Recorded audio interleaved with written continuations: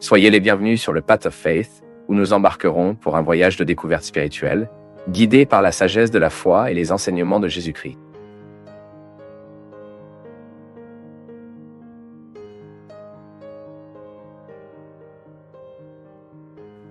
Le prophète Daniel était le quatrième des prophètes si appelés.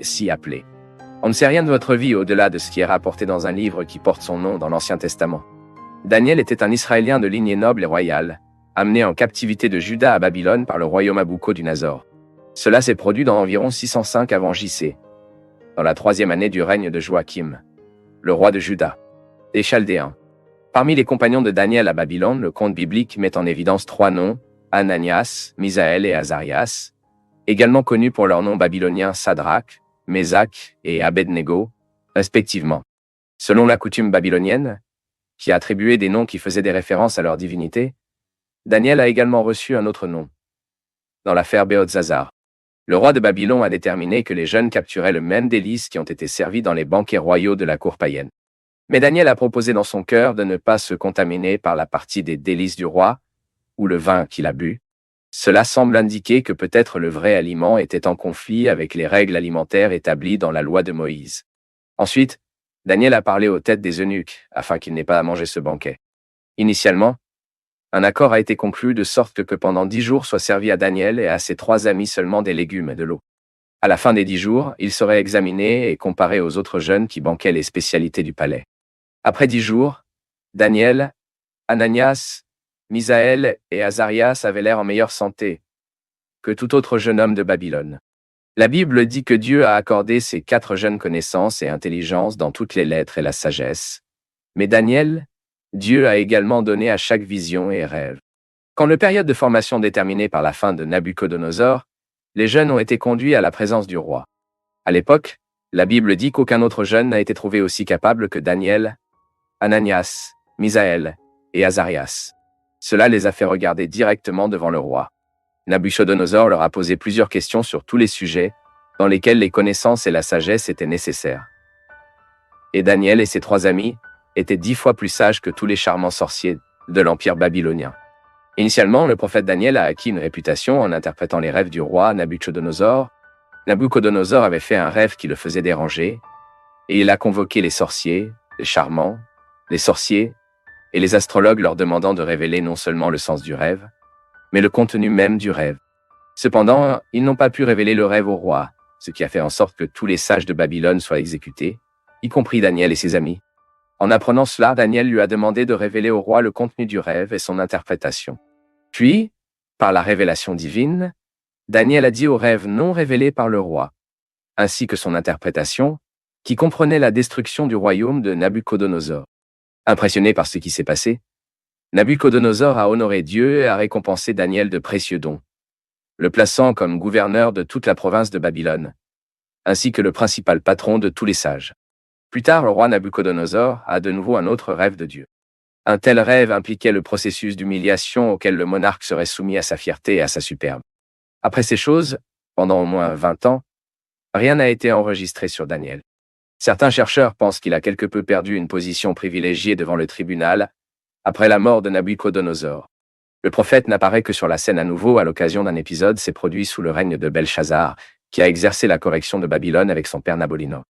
Belchazar a fait une fête et leur a finalement ordonné d'apporter les tasses d'or et d'argent que Nabuchodonosor avait prises du temple de Jérusalem pour être profanées par lui et ses invités.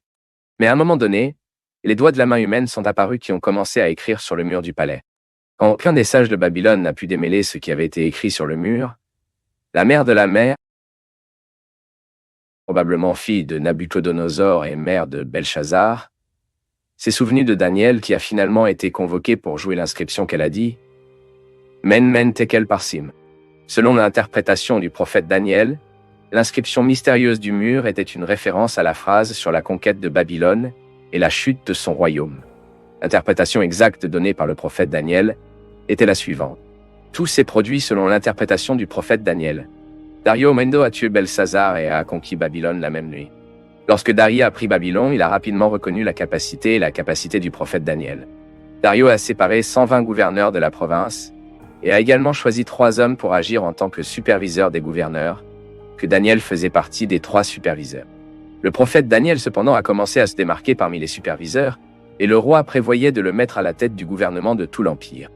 Compte tenu de cela, les gouverneurs et les autres superviseurs ont commencé à tenter de renverser Daniel de leur poste. Puisqu'ils n'ont rien trouvé qui pouvait accuser Daniel, ils ont donc comploté un complot qui a violé la loi de Dieu et a mis Daniel dans une impasse. Le plan consistait à faire du roi un décret que pendant 30 jours, toutes les prières devraient être dirigées vers la personne du roi, et qui désobéit serait emmené dans le creux des lions. Daniel n'a pas été secoué par un tel décret. Au contraire. Comme d'habitude, le prophète il a prié 3 fois par jour dans sa chambre à l'étage, où les fenêtres ont donné à Jérusalem. Dans le cadre du complot, les hommes ont regardé le prophète Daniel, et dès qu'ils l'ont trouvé en priant Dieu, ils ont couru pour le dire au roi, écoutant la désobéissance du prophète. Dario a été très attristé et a essayé de sauver Daniel jusqu'à la fin de la journée.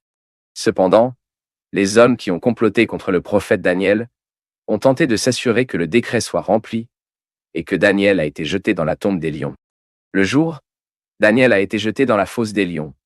Le roi est rentré chez lui et n'a pas dormi la nuit.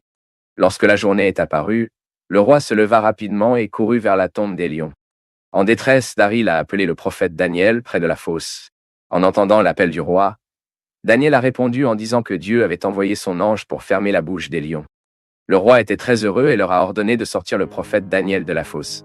D'un autre côté, Darius a ordonné à ceux qui se levaient contre Daniel à être jetés avec les familles graves de leurs lions. Enfin, le roi a également édité un décret pour que tout le monde craint et vénère le Dieu de Daniel. Les chapitres 7 et 12 de son livre sont enregistrés les visions mêmes du prophète Daniel, qui, entre autres, prédisent principalement le triomphe du royaume messianique. Le prophète Daniel a fait enregistrer sa dernière vision dans son livre sur les rives de la rivière Tigre, au cours de la 3e année du règne de la Syrie. Dans le Nouveau Testament, Jésus, dans son sermon eschatologique, cite la prophétie du prophète Daniel au sujet de l'abominable désolation, qui a historiquement fait référence à la profanation promue par Antiochus IV Épiphane, et a préfiguré la profanation causée par le Titus général romain à la chute de Jérusalem en 70 DC. Toujours sur cette prophétie, la plupart des chercheurs conviennent que de tels événements caractérisent en quelque sorte l'antéchrist eschatologique, qui émergera vers le... Nous pouvons résumer la vie de Daniel d'un formulaire suivant. C'était une personne juste et juste, la peur de Dieu par-dessus tout. Il ne s'est jamais accepté pour se corrompre, même s'il était le trésor qu'il lui a offert. Daniel était fidèle à Dieu, même si cela a coûté sa vie. L'histoire de Daniel nous apprend également qu'il est possible de chercher Dieu même dans un pays étrange et plonger dans le paganisme. Le prophète Daniel a probablement atteint 90 ans, vivant jusqu'à environ 536 avant J.L.A.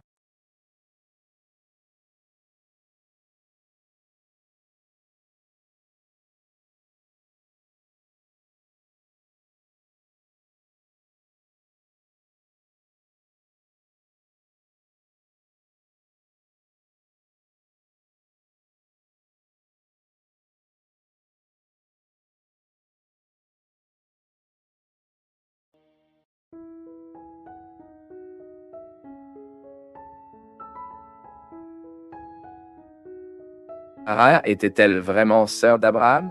Si elle était la sœur d'Abraham, pourquoi n'apparaît-elle pas dans la généalogie de Will? Le fait qu'Abraham soit marié à sa propre sœur n'était pas faux. Eh bien, après avoir réalisé une vidéo sur l'histoire de Sarah, nous avons reçu beaucoup de telles questions ici. Même certaines personnes ont même envoyé des commentaires en déclarant catégoriquement que Sarah n'était pas la sœur d'Abraham, mais seulement un proche parent, et qu'il y a censément une erreur d'interprétation biblique à ce stade. Mais ce n'est pas une question aussi simple, les gars. Et c'est ce dont nous parlerons dans cette vidéo. Nous pouvons commencer par dire qu'en fait, la Bible dit que Sarah était la sœur d'Abraham par son père. Ceci est enregistré dans Genèse chapitre 20 et verset 12. Le verset biblique montre comment Abraham lui-même a dit que Sarah était sa sœur, fille de son père, mais pas de sa mère. Mais ce verset a généré beaucoup de discussions entre les chercheurs sur ce que devrait être leur meilleure interprétation. Certains commentateurs suggèrent que Sarah n'était peut-être pas nécessairement une sœur directe d'Abraham. Selon ces personnes, Sarah pourrait être sa nièce ou même sa sœur adoptive, soit au moment du mariage, soit avant lui. Et juste pour mieux contextualiser ici, nous savons comment Abraham a dit que Sarah était sa sœur. La première s'est produite lors de son pèlerinage en Égypte, comme nous le lisions dans le chapitre 12 de Genesis. Abraham a demandé à Sarah, à ce moment-là, elle s'appelait Sarai. Pour dire en Égypte, elle était sa sœur. au lieu de dire qu'elle était sa femme. Cela s'est produit parce qu'Abraham considérait que la beauté de sa femme pouvait l'obliger. Il croyait que lorsque les Égyptiens ont vu Sarah, ils le tueraient pour la prendre pour une femme. Puis Abraham est entré en Égypte en disant que Sarah était sa sœur et elle, à son tour, a soutenu les informations de son mari. La deuxième fois qu'Abraham a déclaré que Sarah était sa sœur dans la ville de Gérar. L'épisode était très similaire à celle qui s'est produite en Égypte. Il avait peur que les hommes de génération ne voulaient le tuer pour être avec sa femme et puis, encore une fois, a-t-il dit en générant que Sarah était sa sœur, comme nous le lisions dans le chapitre 20 de Genèse. En Égypte et en générant, les attitudes d'Abraham lors de la cachette de sa relation a apporté de grands problèmes. En Égypte, Pharaon a emmené Sarah chez elle en pensant qu'elle était une femme libre. Et en générant, le roi Abimelech a emmené Sarah à son harem. Aux deux endroits, Abraham a été durement grondu lorsque son mensonge a été découvert. Même pas pire n'est arrivé à Sarah parce que Dieu ne l'a pas permis. Mais c'est en générant qu'Abraham a expliqué exactement qu'en fait, Sarah était sa sœur et est ensuite devenue sa femme. Et en ce sens, il a dit, là au verset 12 du chapitre 20, et en fait, elle est aussi ma sœur. Cette explication d'Abraham n'a pas rendu son erreur moins honteuse, d'accord? Abraham a fait une erreur. Il était lâche. Et nous pouvons même dire qu'à ces deux occasions, il manquait de foi à cet homme qui est devenu le père de la foi. Mais revenons au texte biblique, notez qu'il apporte la déclaration explicite d'Abraham lui-même, en disant que Sarah était vraiment sa sœur. Et certains commentateurs ont observé que le mot hébreu traduit par sœur peut également être appliqué dans un sens plus large pour se référer à un parent. Cela pourrait inclure une nièce, un cousin, et ainsi de suite. Et Abraham lui-même, par exemple, il parle de Lot, de son neveu, comme s'il était son frère là-bas dans le chapitre 13 et le verset 8. Puis Abraham a ajouté que Sarah était la fille de son père et non sa mère. Autrement dit, Abraham a précisé que sa parenté avec Sarah n'était que par son père et non par une mère. Et le mot hébreu traduit par sa fille peut également se référer à une fille foster, et encore plus large, à une petite fille, ou même à une filleine. Là. Et c'est pourquoi définir si Sarah était la sœur d'Abraham d'être la fille de sang de son père n'est pas si facile. Et compte tenu de cette difficulté, les chercheurs ont présenté au moins deux alternatives principales.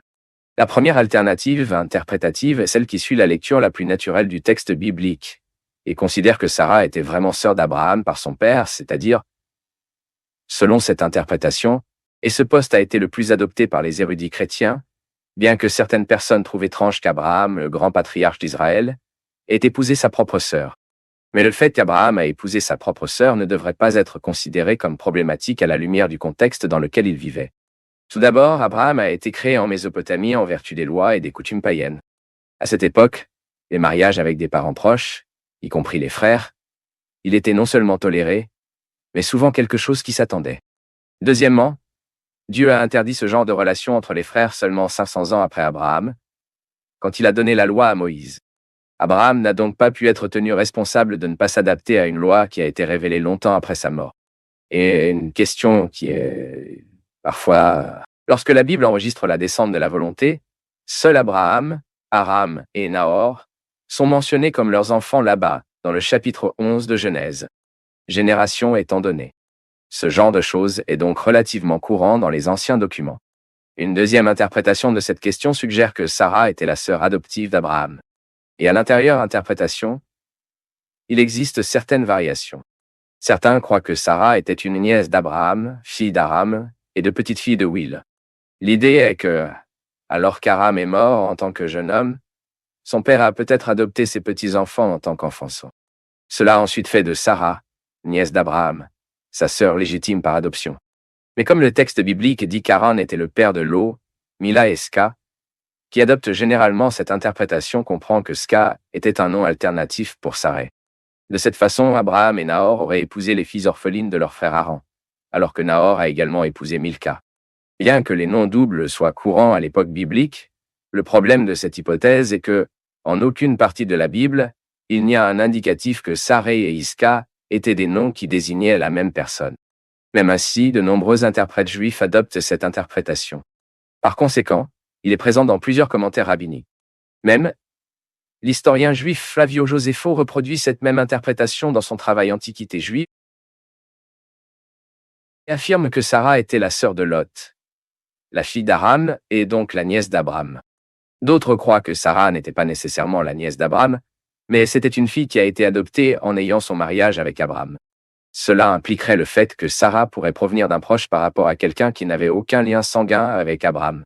Et cette hypothèse est basée sur certaines découvertes archéologiques faites dans la région de l'ancienne Mésopotamie. L'assyriologue Ephraim Spacer, par exemple, a noté que les Uïans, qui étaient un peuple influent en arabe, avaient une relation de sœur relationnelle. Et dans cette relation, le mari a adopté sa femme en tant que sœur pour rendre sa relation juridique plus forte et solennelle. En d'autres termes, faire de sa femme une fille légitime de son père. Son mari a augmenté l'autorité et la position de son mariage avec elle. Et il semble que comme il était aussi un frère adoptif de sa femme, le mari a exercé encore plus d'autorité sur elle. Et de l'autre côté, en devenant une sœur adoptive, la femme a également bénéficié d'une plus grande protection juridique et statut social. Mais il est impossible de dire que ce type de relation existait dans la famille d'Abraham, qui n'était pas originaire d'Aran, mais était naturel pour Urey. Eh bien, ici, nous devons admettre que toutes les interprétations ont un sens. Mais même s'il n'est pas impossible que Sarah soit une sœur adoptée d'Abraham, que ce soit ou non, elle reste vraie que la lecture naturelle du texte biblique favorise l'interprétation que Sarah était la sœur d'Abraham par son père. Comme cela a été dit, le texte biblique indique très naturellement que Sarah était à moitié sœur d'Abraham, fille de Will.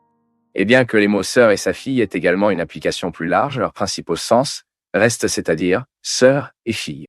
Et le fait que les commentaires rabbiniques soutiennent que Sarah était une nièce d'Abraham ne devrait pas pour résoudre la question en faveur de cette interprétation, car, dans la tradition juive elle-même, il y a des écrits qui ont une importance considérable et réaffirment également que Sarah était vraiment sœur d'Abraham par son père.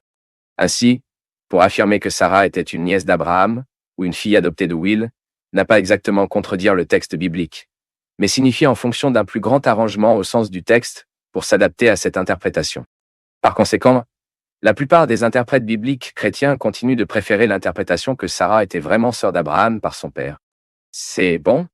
J'espère que vous pourriez comprendre.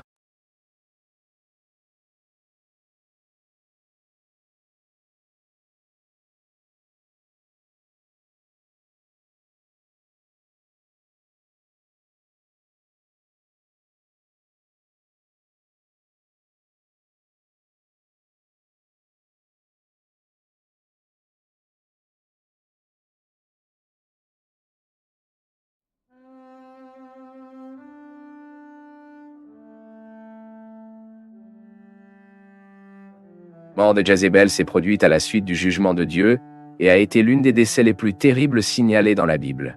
Jézabel est décédée en tombant de la fenêtre du palais à Jezréel et a été frappée par la voiture Jéhu. La mort de Jézabel est enregistrée dans 2 Rois, chapitre 9, versets 30 à 37. Sans aucun doute, l'une des périodes les plus tristes de l'histoire d'Israël était celle dans laquelle Jézabel était à côté d'Ahab sur le trône du nord du royaume. Ici, il convient de se rappeler qu'à cette époque, la nation d'Israël avait déjà été divisée en 2 royaumes.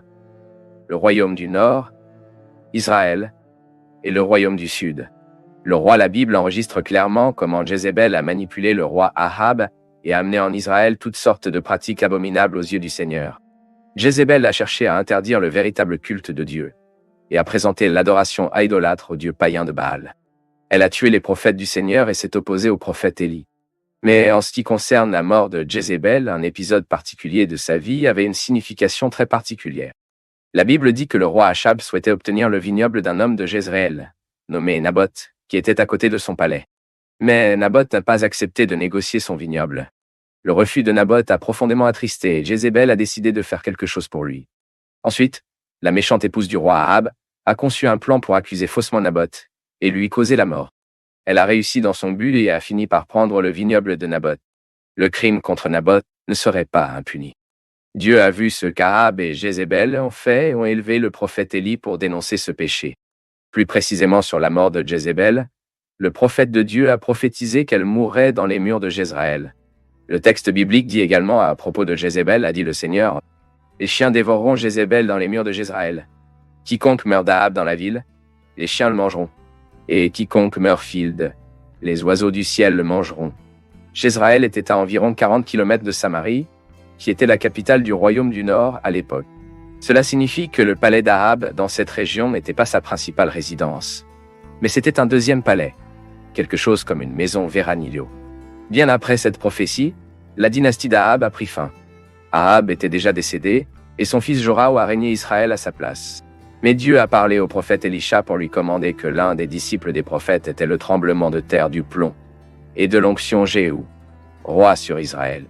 Jéhu était capitaine de l'armée, mais a été choisi par Dieu pour porter un jugement sur la maison d'Ahab, en particulier par les pratiques de Jézabel. Par conséquent, le prophète lui a dit : « Ainsi le Seigneur, Dieu d'Israël, en loignant les rois sur le peuple du Seigneur. À propos d'Israël, Jéhu a fait comme le Seigneur le commandait. Il a tué le roi Joram de Jacob et Isabelle, avec une flèche qui est sortie du cœur. À Jezréel, Jéhu a également été impliqué dans la mort d'Isabelle. Lorsque Jézabel a appris que Jéhu était à Jezréel, elle s'est préparée et a regardé la fenêtre du palais en attendant Jéhu entrant dans la porte du palais.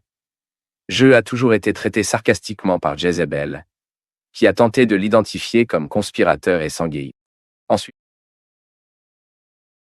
Jéhu a ordonné à 3 eunuques de jouer Jézabel à travers la fenêtre du palais. Ils ont obéi au jeu et quand Jézabel est tombée au sol, son sang a éclaboussé le mur du palais et les chevaux. Puis Jéhu a couru sur Jézabel avec sa voiture. Après cela, Jéhu est entré pour manger et boire. Ce n'est qu'après le repas qu'il a ordonné enterrer Jézabel. Mais quand ces hommes sont allés collecter le corps de Jézabel, ils n'ont trouvé que leur crâne, leurs pieds et leurs paumes de leurs mains. Les hommes de Jéhu sont revenus et lui ont dit ce qui s'était passé. Donc, devant le fait de la mort de Jézabel, Jéhu se souvenait de la prophétie d'Élie. Dans le champ de Jezréel, les chiens mangeront la chair de Jézabel. Le cadavre de Jézabel sera comme le fumier sur le champ de Herdad de Jezréel. Donc, ils ne diront plus que c'est Jézabel. Ceci est dans 2 Kings 9, versets 36 et 37. La mort de Jézabel s'est produite environ entre 842 et 841 avant J.